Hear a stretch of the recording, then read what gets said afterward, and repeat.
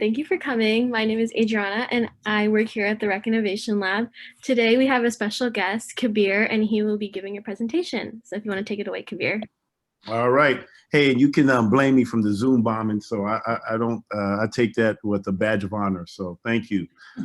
But thank you for having me here. I'm glad to be here at San Diego State University via Zoom. It's interesting. I never thought that I would be coming back and talking to my alma mater from on the academic side, but we were always told that we were student athletes first. So I'm glad that I'm here today. So anyway, I wanted to just give you guys an opportunity. I know, are we good on time? I know we started a little bit late here, but I'm just gonna go. We're fine. We're fine. Just take the time you need, Kabeer. Take the time you need. Okay. So I've never done this before, so be patient with me with the PowerPoint and doing the Zoom thing. So, but anyway, I'm just gonna pretty much give you guys just a rundown on, pretty much tell you my story, how I started my company, and then eventually leave room for you guys to be able to ask questions. Let me see if I can get this thing moving here. Let me see here. Hold on. How do I control my? Okay, You got it. All right. So I'm just going to give you guys a rundown, just so you can kind of see. I'm going to talk about pretty much my childhood, my high school days, my days at the Aztecs, and then go all the way to the years of the Green Bay Packers, and then life after the NFL, and then how I started my company, and then leave room for Q&A. So this is a saying that my dad always told me. He always said, always finish what you started. And this is something that was a guiding theme in my whole life. That I remember when I was playing football. I played Pop Warner football when I was a young lad. And I wanted to quit because I didn't know it was going to be that hard. I went from flag football to Pop Warner football. And my dad, obviously he paid a lot of money to allow me to play for the park and everything. And he says, if you start something, you got to finish it. And ever since, I've always knew that if I started something, I had to finish. And I'm going to tie this in and how this all relates to, obviously, why I'm here for the business side. So my dad is that's my father right there, was my son there, his grandson.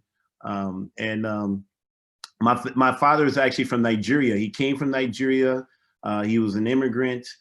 He started off just like, anybody that's coming to the country, just trying to, make a way. He went to school, and then from school, I think he did maybe taxi driving, and then he went to collecting cardboards. I think at that time, collecting things, recycled in the recycling business, I guess. And then he eventually became an ice cream man. I remember, that's the one I really remember, when he was in school trying to be an architect. And I remember he used to study at night, and then during the day, he would be an ice cream man. And we used to get picked up in his ice cream truck and everything. And then eventually he became a plumber. And I remember him evolving, working for a guy, the company name was Melvin Reuter. And eventually my dad ventured off and started his own business, and he started his own small plumbing business in the area. He was a very hard worker. I got to work with my dad. I had a uniform just like he did. I remember when I was in junior high, he would try to sneak off, like, because he was a 24-hour Reuter guy. And I used to say, Dad, can I go? And he couldn't deny that there was no excuse. So he allowed me to go. He got me a uniform, and that's where I learned how to work hard. And I saw how my dad was an honest plumber, or just a business owner. He did excellent work for his clients, and that's what my dad taught me. He taught me how to work hard, and how he pretty much put a roof over our head. So I had a huge appreciation for that. So, but it was my dad's plumbing business that, believe it or not, if it wasn't for my years of, if it wasn't for me working with my dad, I probably would have never played football. But I literally went to school to be a business, to learn how to be a business owner, so I could take my dad's small business and make it bigger and compete with the big plumbers like Jack Steffen and AD Do. If you're in the LA area, you'll know what I'm talking about. But those, I don't even know if they still exist, but that was the big plumbing companies back in the days. And a thing that my dad used to tell me when I would go to school, he says, listen to those who have gone before you. And And what that meant was, in the Nigerian culture, we said, listen to your elders, but listen to those like teachers. And so I always hung out with a lot of teachers and my coaches because, they obviously been where I was and where I'm trying to get to. And so I was able to learn from their success, and I was able to learn from their mistakes, or learn, just things that when I got to that time in my life, that I would be better, and everything. So I really made a habit of hanging out with teachers and coaches and things of that nature, so that I can be able to learn from them and not make the same mistake. But obviously, even with all of that, I still made my own mistake. I already told you about whole finishing what you start.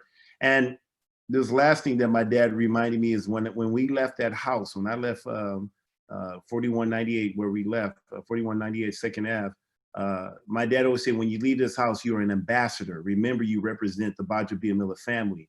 And so it kind of felt like, wow, I'm an ambassador. It felt like, very prestigious to be an ambassador. And so having a good name was very important, obviously for me. And I have a brother with the American Ninja Warrior. He's the co-host for that. But we really stuck to that, knowing that when we go out there, we represent not just the Gbaja-Biamila family, but South Central Los Angeles, Crenshaw High School, San Diego State now, Green Bay Packers, and so it just kind of carries on that wherever you've gone, that you're an ambassador for all the places you've ever been to or ever partook in. So anyway, let me go to the next one here.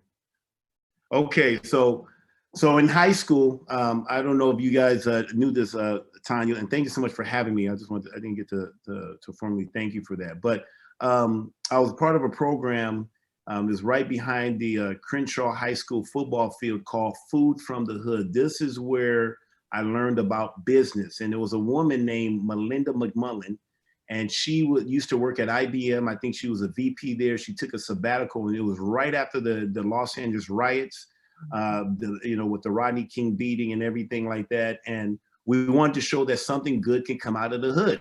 And so this is how we had a little garden back there right behind the football field. And what we would do is grow our food, and then we will have a farmer's market kind of, and sell our produce to the people in the neighborhood. But then we had, and I wasn't a senior at the time. I think I was a junior, maybe a junior that year. But as we were growing our food, we noticed that it wasn't enough money, because we were trying to raise money for college. A lot of people trying to go off to college and pay for, try to have some start off money to pay for their way of college. Well, just having a little garden behind the football field wasn't enough to make the money that we needed to help the students who were graduating. And so we ended up coming up with our own salad dressing.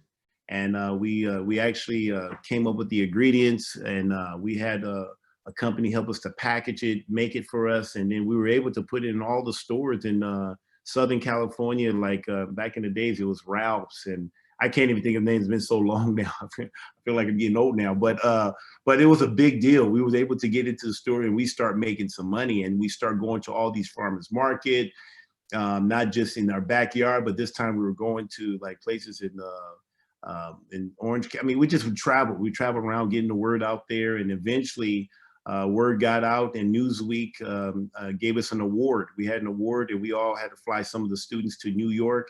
And with that, ended up being on the cover of Newsweek, not because I did anything particularly special. I think the only reason why I made the cover is because they thought I looked like Michael Jordan. And so that's how come I got a chance to be on the Newsweek there. And then there was 40 of us at the time, and I guess I just kept showing up, and I was consistent. I kept showing up, and eventually made the cover. So, but this is where I learned how to run a business. I was probably more in the office than I was in the garden. That's where I was hanging out with Melinda, learning how to run the infrastructure of a business. So yeah, I mean, people see the garden, they see the salad dressing, but behind every good business, you have to have a good infrastructure. You got to make sure you take care of your books, your financials, and making sure that you have money coming in and budgets and things of that nature. So that was kind of my thing that I was more drawn to. And it was one year she brought in and they would bring in different speakers. We had people from Prince Charles come out because he was into garden. We had different people in the business sector in the community come in to talk to us. So they were bringing just to kind of get us exposure. But I remember she brought somebody from Janus Fund. It's a mutual fund. I think it's still around, but it was a thing called Janus Fund, and he was talking to us about investments. He was a financial advisor, and I was so intrigued. I mean, you know, growing up in the and I would say the hood, or you know, in the urban community, you just didn't really hear about that. You heard about it from afar, but not really hear the intricacies of putting your money in. And in this case, it was just a simple mutual fund. And I remember asking a lot of questions, and I think I was a senior that year, and it was time for me to graduate. I ended up eventually getting a scholarship at San Diego State University. You know, had a whole bunch of colleges coming. I mean, not a whole bunch of colleges, but you know, San Diego State was one of them. And I ended up going there because they had a very good. I was told that they had a very good undergrad business school. So I went there, and the money that I was able to get when it was time for me to graduate from high school was $2,000, and I took that $2,000 and eventually invested that into the Janus Fund, and I'll tell you more about that. But anyway, so I went off to college. One of the things that I was always do is I always set goals, you know, some of the great ones. And when I think of the people like Brett Favre, or some of the people that I played with, and people I've met, is always setting goals and writing them out. Because if you don't have goals, or if you don't have a plan, you plan to fail. And so I set a goal. You know, I didn't know much about, you know, who the record holder was, but I would always go in the back of the book. I would go in the back of the San Diego State book to see the sack record, because that's something that I could do, tackles and things of that nature. And I remember seeing a guy named Mike Douglas. He's actually a San Diego State alumni. He also played for the Green Bay Packers himself. But anyway, he held the record at it was set in 1977 or 6, and he had 26 sacks. I'm just a little freshman, redshirt freshman, and I made it my goal that when I leave here, I'm going to break his record. And I was able to eventually break his record in 19. Obviously, you can see right there with 34 record, and I believe I still hold the record there. You guys can fact check me, since we're in the political realm right now, but you can fact check that. But I think I'm still the record holder still at San Diego State with 34, which I'm kind of shocked. Like, wow, you know, that's kind of cool. But I made that investment, that $2,000 I told you about. I took that $2,000, I got me a Janus Fund my freshman year. When I end up graduating from San Diego State, that thing turned to $10,000 in the course of 5 years. And you know, yes, I was on football athletic scholarship, but I only worked one time my senior year as a bouncer, just because, you know, a lot of my teammates was doing it and just wanted to kind of just fit in, I guess. But I really didn't have to work, you know. And so I literally left with no debt and $10,000 in my name. And so I really learned the value of investing, like the power of investing. Like if you budget and you save and you put money away and you invest it, it actually does grow. So I ended up, you know, grossing $8,000 more than what I had in there. So I took that money.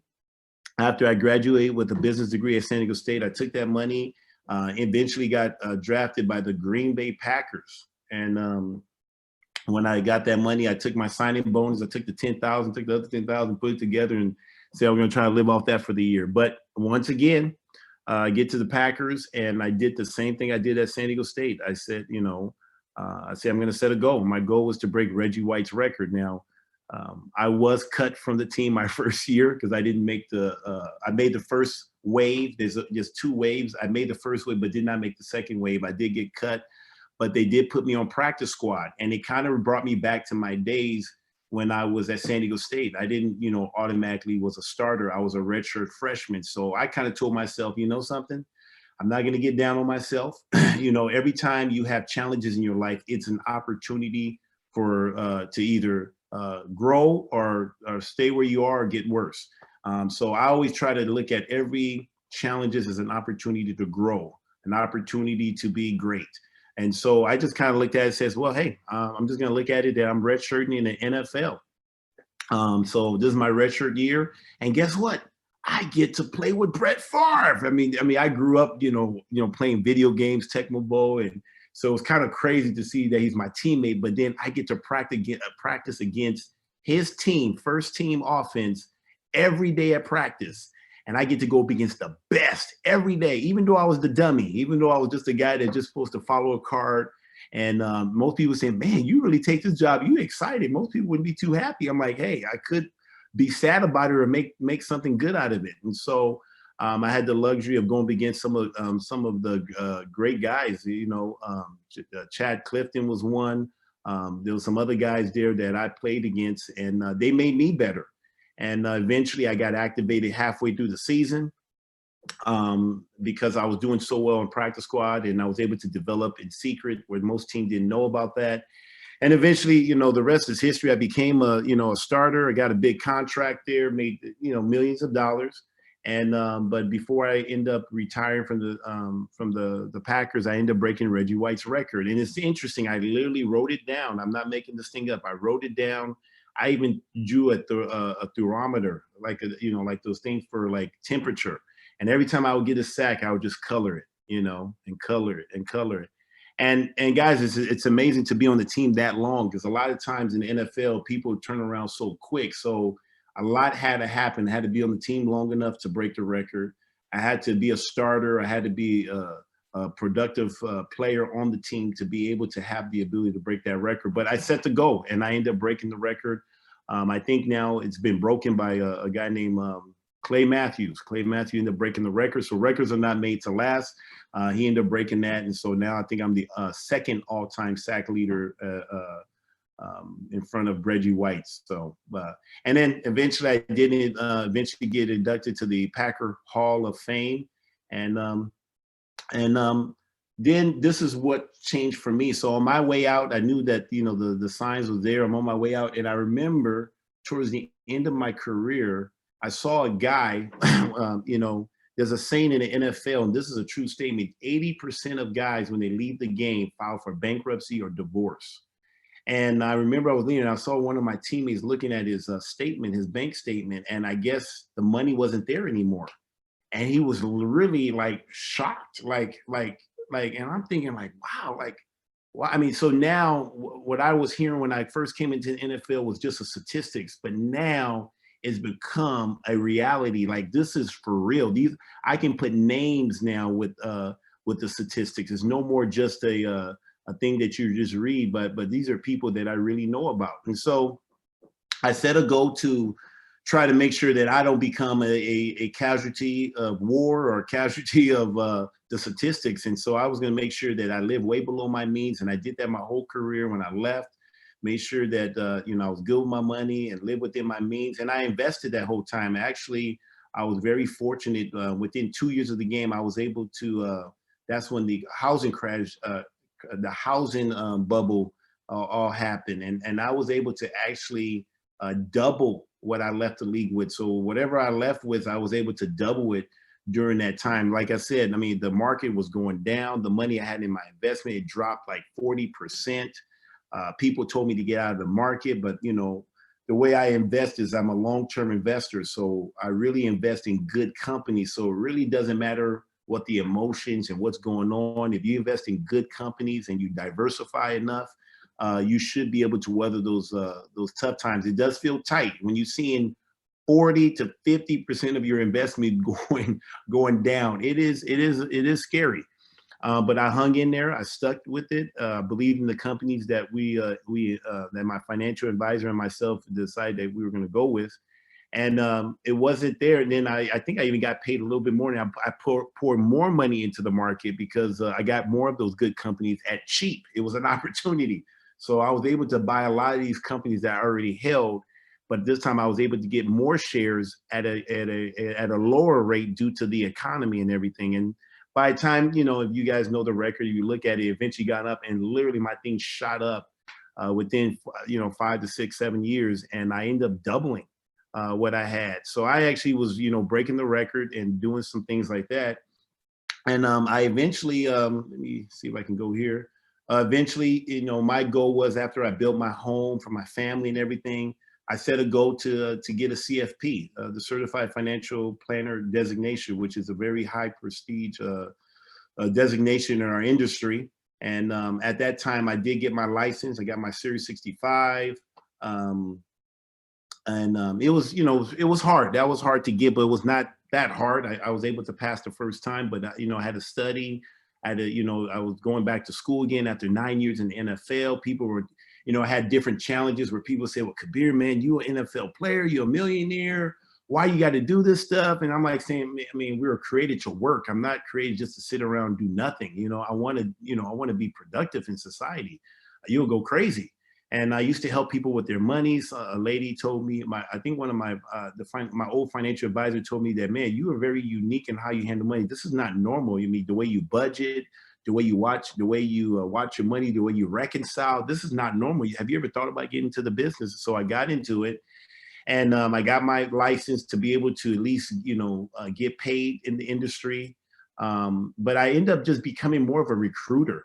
And I didn't like that, just being a recruiter. Like, you know, people came because I'm KGB, and, you know, they came, but then I just handed them off to somebody. But I wanted to be the guy, in the driver's seat, or at least be the main person to give the advice to the clients. And I was highly discouraged. I mean, I couldn't believe. And now, you know, in our industry, unfortunately, there's not, it's mostly Caucasian, but it is starting to develop where you're starting to see, you know, more women. And you're starting to see people. I mean, I think as a CFP, I probably represent less than 1% that actually holds the designation of CFP who's considered an African American or hue skin. So it was hard to do, and I was very discouraged. I kind of felt that I felt that challenge, but you know, like me, I set a goal. I'm gonna do it. And, you know, I was told in the NFL I was too small. I broke Reggie White's record in college. I was too small. I ended up breaking, you know. So my attitude, I've always had this attitude that I can't do it. And you tell me what I can't do, I'm going to show you I can do it. And if it means working hard, doing what I need to do to make it happen, I do it. And so I did that. And so I decided to, you know, get the CFP designation. And I busted my butt. It took me a year and a half. It took me a year and a half. I had to go to school, financial school, because even though I had a degree, but I still had to get a financial the thing. And then from there, I had to get ready for the test. And then I eventually passed. I failed the first time. And then the second time around, you only get 5 opportunities to take that test. And if you don't pass in that 5 times, you can never be a CFP certified financial planner. I was able to get it the second time around. And it was better than winning any championship game. I could tell you, it was the hardest thing I've ever done in my whole entire life because it required just your brain. I mean, I didn't have somebody slap me upside my head and you know, give me work. I mean, I drank a lot of coffee. But anyway, I ended up doing it. I passed the exam in April 2017. At that time, I was working for a financial firm, and we were only allowed to just take people with $1 million and up. I think I was managing a $30 million account just with a license, but not a CFP. And I finally got the CFP April 2017. And I was, you know, contemplating if I'm going to share this story, but I'm going to share this story because I want to show you guys that, you know, when you have challenges in your life, and you're going to have challenges, you live long enough, you're going to have challenges, you're going to have hurdles, no matter how much you try to avoid them. But like I said, everything I did was, you know, impeccable. I mean, I took care of my books, took care of my wife, my children, I mean, I was just good all around in the community and stuff like that. And then July of 2017, I went through a horrible divorce. My wife of 16 years, 8 babies, left me. And I was and the reason why this story is so important, because this is why you see that I have a company here, left me. I ended up losing my job. Just because I had my money managed there at the same time, and because of conflict of interest, somebody had to leave. So I ended up leaving, saying I can take it from here, she can stay there. And but I lost the clients that I brought in. I brought in the top 2 high net worth people, but I ended up losing that. I ended up going down to 0. I was really, I guess you would say I hit rock bottom. And I thought about quitting. I mean, I'm thinking like, man, I did the CFP. I was gonna let the thing just kind of die down, and this was a hard loss. You know, you always, you know, as a financial advisor, when you talk to people, you always ask them, what was the worst investment, you know, that you ever made, and they tell you their story or whatever. And I think sometimes, you know, when I I think about my situation, the worst investment or loss was, obviously it cost me half of everything. So everything I grew, I lost it in my divorce. I lost a lot more than that, but lost children, everything like that. But it was an opportunity. And the opportunity was that I can now start my own business. And I ended up starting out my own business. It's called Yoseph Financial Storehouse. You can see the logo there. And I decided to start my own business. And from there, I got rid of the whole $1 million net worth and said, something, I'm going to work with anybody. But what I'm going to do is I'm going to promote going after athletes. So if you ever go to my website, you will see that it looks like I'm just going for athletes, and I do, but I work with anybody. But this time I get to determine who I work with. I'm not going to let the dollars do it, because I need to practice. I need to, be helping people. And so when those big clients or the athletes come, then I'll be ready for them and everything. And so a lot of people, 90% of people, when it comes to money, they are very overwhelmed when it comes to money. And so my job is not to be the hero. I'm the guide. They're the hero. They're the one that has a problem. It's my job to help them to come up with a plan to be able to meet their objectives. And this is the solution that I give them. I give them options and solutions. And when I come in, it just brings peace. They just have a lot of times it's psychological more than anything, and just being able to be there with them, being a partner as I help them to achieve their financial goal, their long-term goal of what they're trying to accomplish. So, but the reason why I picked Yoseph Financial comes from the Bible. He was a guy that was one of the 12 tribes, or I guess one of the 12 sons of Jacob, of Israel. And he was sold into slavery. So can you imagine that? He was sold into slavery by his own brothers, and he eventually went from slavery. He was a good slave to Potiphar. Then he eventually, a woman lied on him. I think the wife of Potiphar lied, and he eventually went to jail, and he was in prison. And he was a dreamer. And eventually, Joseph's story is he eventually became the second most powerful man in Egypt, and he was able to interpret the dream of the Pharaoh. And the Pharaoh had a problem. He knew that he had this dream, and in the dream he had 7 years. The dream was interpreted as you're gonna have 7 years of prosperity, and you're gonna have 7 years of famine.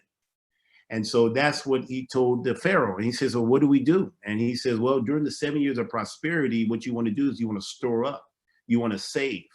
And then when the famine comes, then you will be able to you can live off of the stuff that you saved up for. And so my whole business mindset is this, that even all of you guys that's in this chat room right now or in this Zoom, all of us, I don't care if you just, you're ice cream man, like my dad was, or a plumber, to all the way to the NFL, we all have what you call a time in our life where we're gonna have years of prosperity, where there's gonna be growth, you're gonna have prosperity. But what you do during the time of your prosperity is gonna determine what your famine looks like. Like right now, I'm in my famine. Now, if you ever came and see how I live and see where I live, you would say, Kabeer, you're not in a famine. You live in a nice home, you have a company going for you and things like that. Well, when you look at my years in the NFL, that was probably my years of prosperity where I gained a lot. And it was because of how I handled myself during my times of prosperity, I was able to weather the storm in my family. So I'm not the statistics. Yeah, maybe I got divorced, but I'm not bankrupt. If anything, I've been divorced almost going on 2 or 3 years now. I'm literally about to catch up. I'm probably like maybe 50% close to catching up to where I was when I got a divorce. And so, believe it or not, it was during the time of COVID, another challenge during the time of COVID.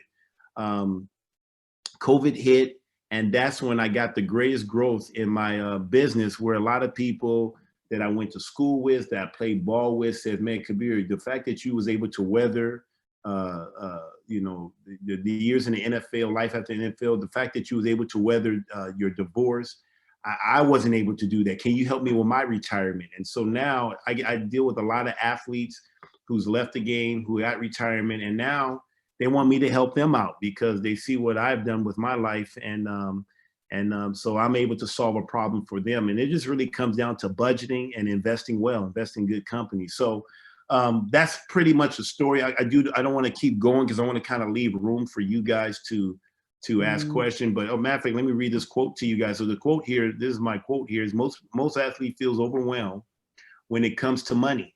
That is why I have created a financial framework that is designed to help athletes manage their money. I know that if you have a plan for life after sports, you will be confident about your future and feel the freedom to enjoy the money you have and earn. So many people, it doesn't matter if they're athletes or just people with money, they have money, they can't enjoy it because they don't have a plan. They don't know, they think it's gonna run out, and then you let them know, no, it's not gonna run out. We're gonna invest it, it's gonna grow, you can enjoy your life and things of that nature. So now they can be more philanthropy. If they wanna, spend more time doing volunteer work or whatever, now they can enjoy their life because they have a plan. They can see their plan. They see what life is gonna look like. They see the ups and downs and if something crazy happens and things of that nature. So that's kind of what I do, guys. I solve problems. And so this is my logo. I came up with the logo, Yoseph Financial Storehouse. If you ever get a chance, you can check my website. Hey, if you guys even have financial questions, feel free to you can set up a meeting with me. It's real easy, and then it'll get on my calendar, and I'll be more than happy to give you guys a call. But anyway, I'm open up for any Q&A.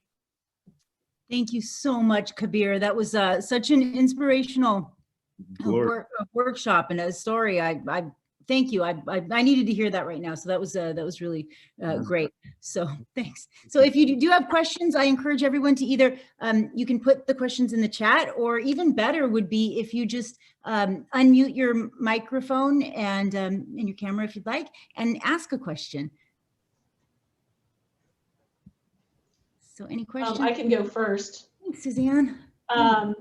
Kabeer, you've talked about how you have athletes as clients currently.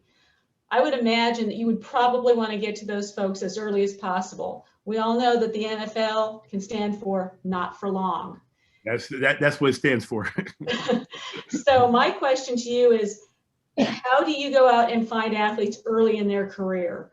I'm sure a lot of athletes come to you probably in the later part of their career, but I would think that you probably want to get them early on because, I mean, you got one bad, I think we all know the story of Ickey Woods. I mean, this was a guy that was a superstar for the Bengals. And then, after 3 years, he didn't even earn enough to get a pension. He's selling meat door to door. How do you get in front of fairly newly drafted athletes to say, hey, listen, this is what you need to do in order to live well, regardless of what happens? Well, first of all, let me just make sure there's nothing wrong with selling meat, door to door. You're right. Because one of the challenges when we leave the game, we think that we can't do certain jobs ever again, but that's not true. If you want to sell meat door to door, if you want to be an ice cream or whatever, you can do whatever you want. You don't ever want to get typecast. Okay. So even as an athlete, what happens is a lot of guys do poorly because they don't do the jobs that they can do because they don't want to get typecast. And so they end up trying to look like they're got it all together. And that's when the money is starting to run out. And then it's like they're trying to figure out. So a lot of times it's just I don't want to call it pride, but I think just because they get shamed. Like I told you, I had to overcome that. Kabeer, why are you doing this? Why are you a financial advisor? Why? I'm like, because I want to. Why not? I help people for this. Now I want to get paid doing it, doing what I like to do. But to answer your question about helping people get into athletes, it's very difficult to get with those guys because I'm not like those kind of guys that go around recruiting like that.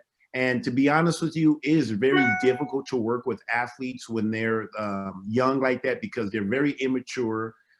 They probably will not take your advice like you want them to do. And it's hard.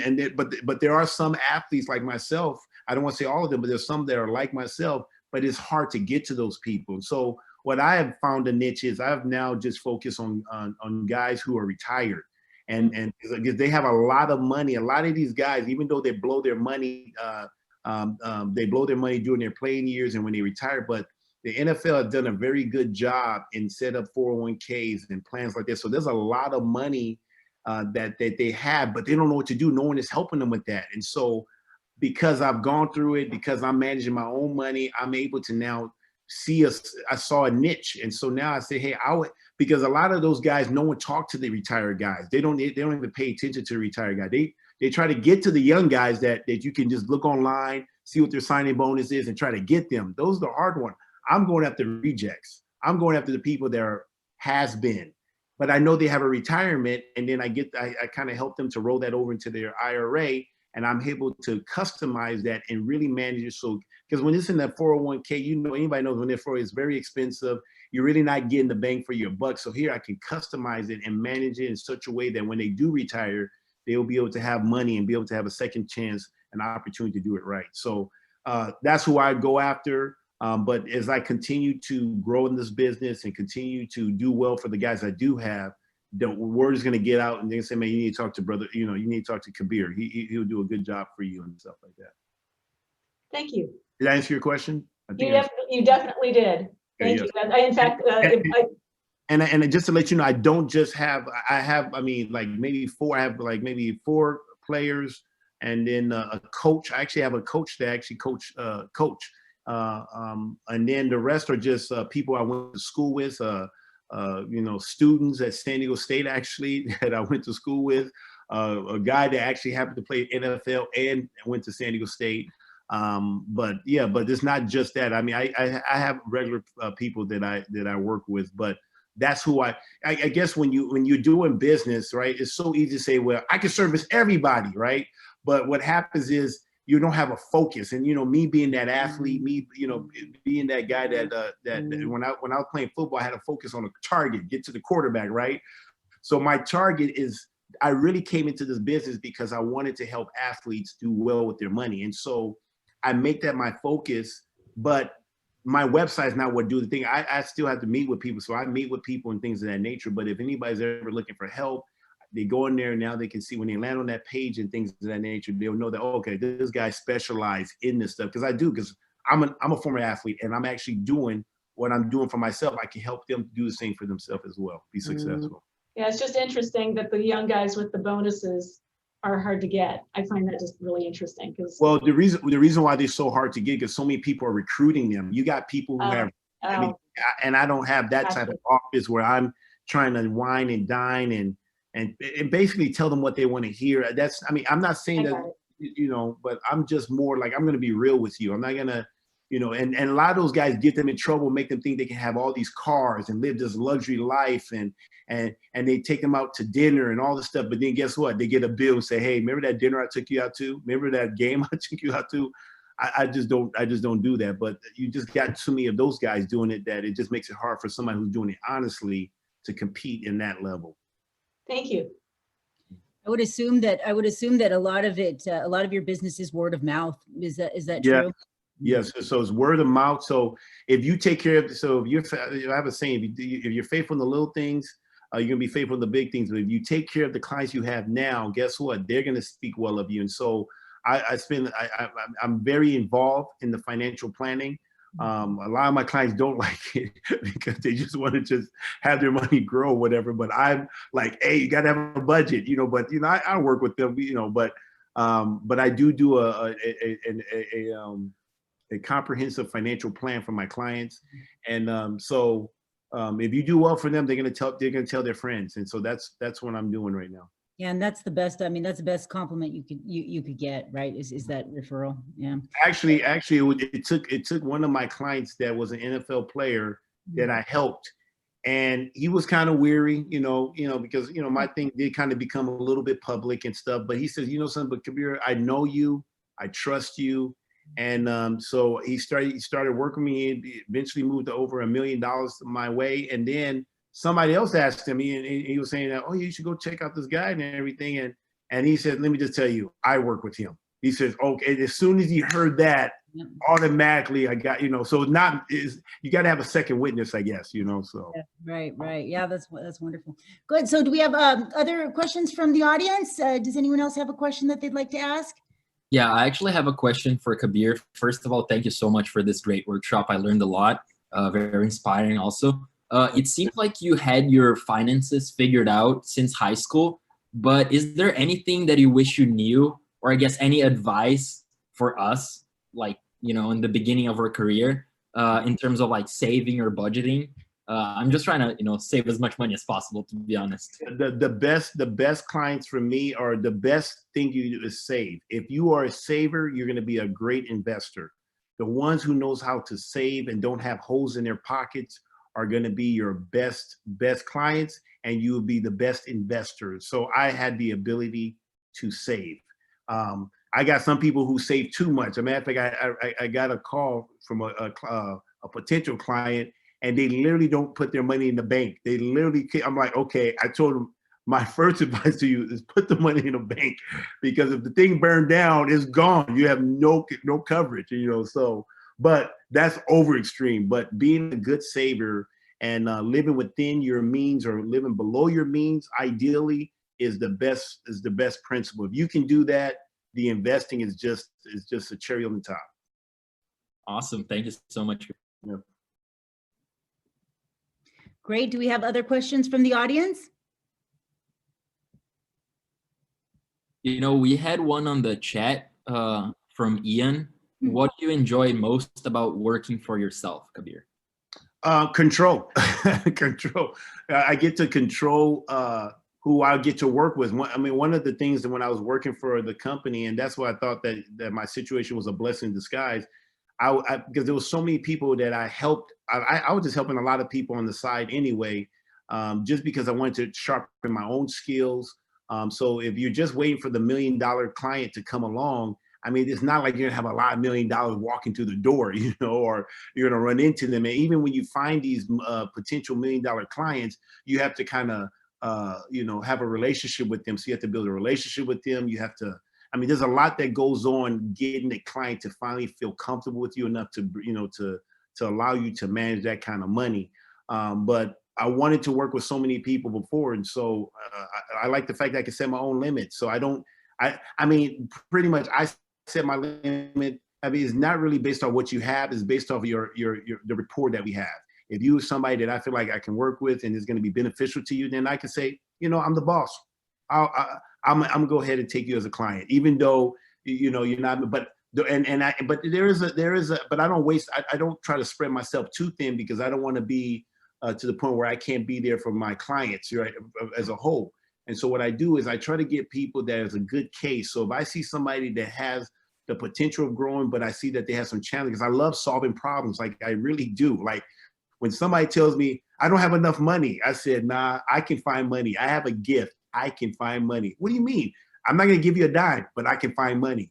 And it usually just means cut back on your spending. But anyway, but I love solving financial problems. So there's always there's always a solution to every financial problem. I've never had a problem that I have not been able to solve when it comes to finance. So yeah, so that's the key. I hope I answered your question. Do we have other questions from the audience? Yes, I wanted to ask a question. Hi, Kabeer. What a wonderful workshop. I thoroughly enjoyed it. Thank you. And I actually invited my 14-year-old son to join in on the conversation, because I just feel like it's helpful and relatable even to him as he's growing up.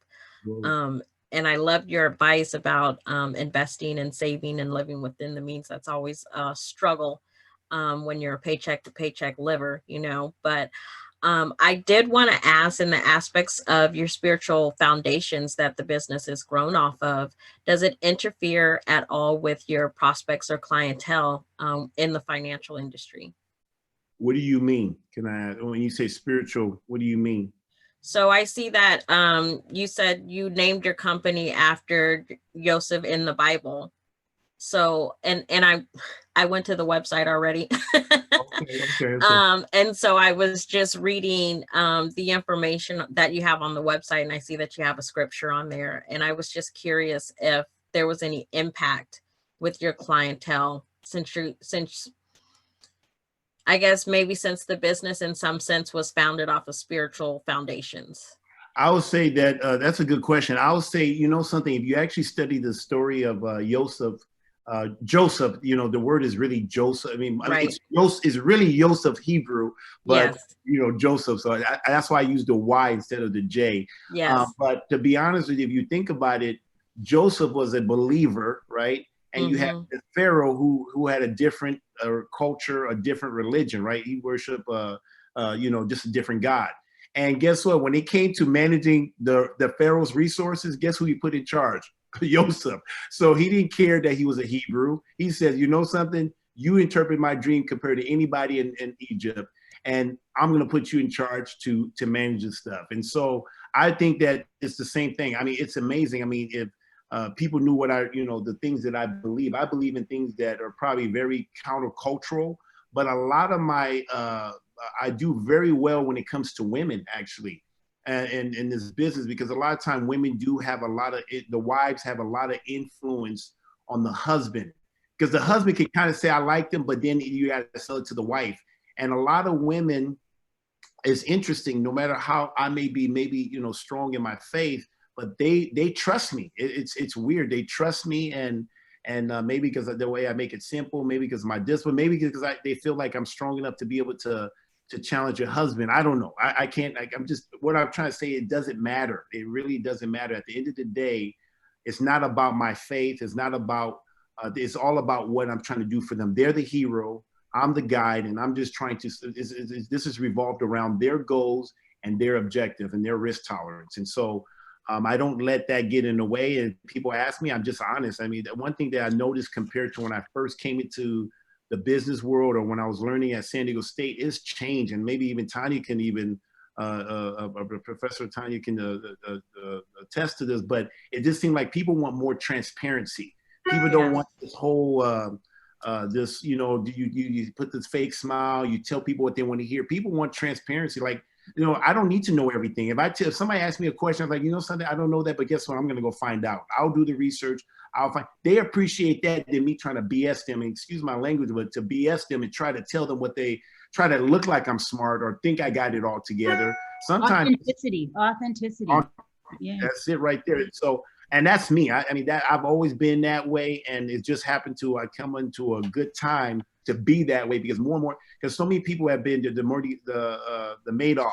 You have so many people getting burnt, Michael Vick getting burnt, all these people getting burnt, and so now people don't want, like in our industry. I would tell you back in the before I came industry, right when it was all about just being confusing, confuse your client so bad that they said, man, you sound so smart, I'm gonna hire you.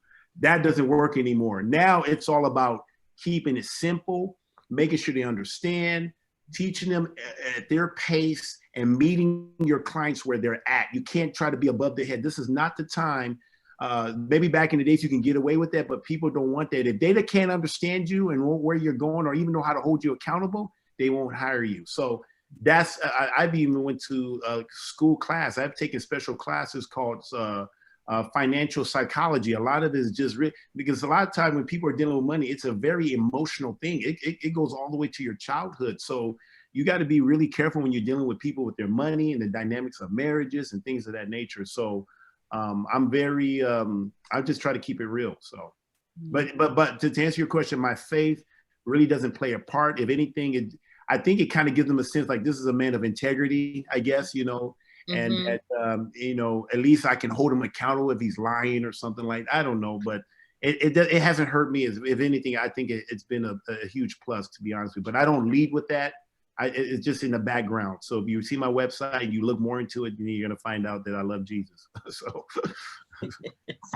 I do want to thank you again for everything, for being here today, Kabeer. This was such an amazing workshop. And since we are near out of time, I would just invite you, if you'd like to leave us with a thought and take us out. All right. So guys, I just wanted to just tell you guys, like I said, that two things, and I hope you guys picked up on this stuff. Each and every one of you guys are in this room, and whoever's listening to this stuff, we all are going to have a prosperity in our life. You're going to have prosperity in your business. You're going to have prosperity in your personal life, whatever. But what you do in that time is going to really determine what your famine looks like. Your famine doesn't have to feel like a famine, even though it's a famine, because you plan well, right? And two, whatever you do, you want to make sure that you finish what you start. That's something that's always been, I've always had this ability to grit. I call it grit, just being able to push through.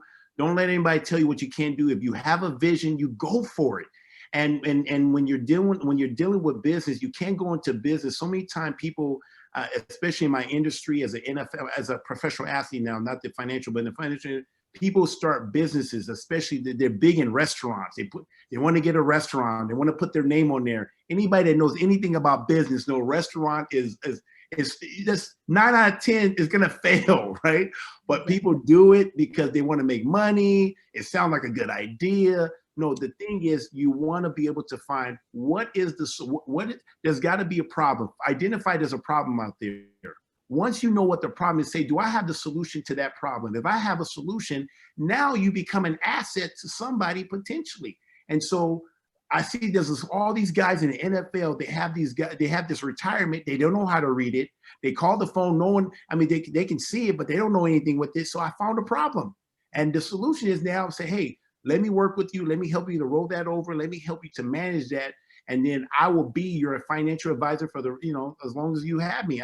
I'll help you when it's time to purchase a car. So now you're going to have me around just because I'm now managing your retirement. And so I was able to find a problem and then gave a solution. And now that's why I become valuable and hope that they will tell other people. So anyway, those are things I will leave you with, is just make sure, you're going to have a prosperity, be wise during the time of prosperity. So you do good in the famine.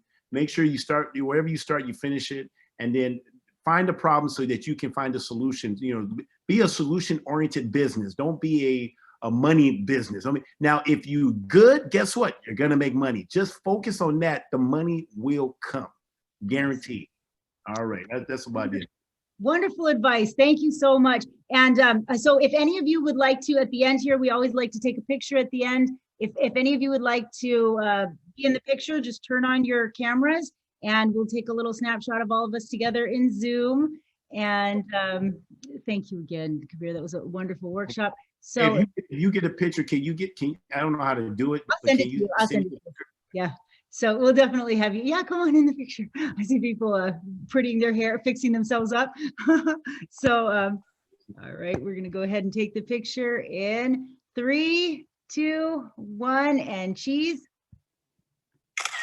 Wonderful, beautiful picture. Thank you, everyone. Thank you all for being here, and we'll see you again at the next workshop. And so, did you have anything to add? Yeah. One very quick comment. There's the survey in the chat. If you want to give some feedback to Kabeer and to the rec, that'll be awesome. I'll put the link there again. Thanks so much. I hope I get to get that feedback too, because that would be.